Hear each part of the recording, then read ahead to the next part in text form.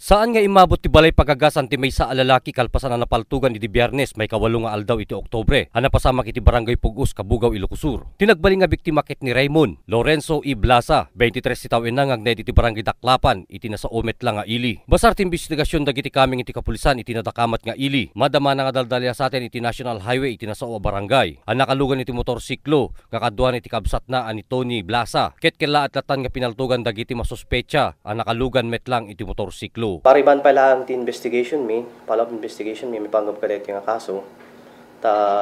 Hampay mat makasao di kabsat na kadwana idi napasamak di napamaltog. Siguro no makasao minto nga nalaing deji kabsat deji biktima nga ni Raymond nga kadwana idi nga nakalugan kada di motor idi napasamak ati nga pamaltog.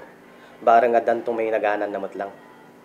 Ti kabsat na nga biktima, akadwa na nakalugan iti motor, ket nagsagrap iti dunor tinaduma-duma nga parte ti bagina. Tila may bagak, nudawan makamo nakakita di napasamak kidi mo amuda di suspect nga pimaltog.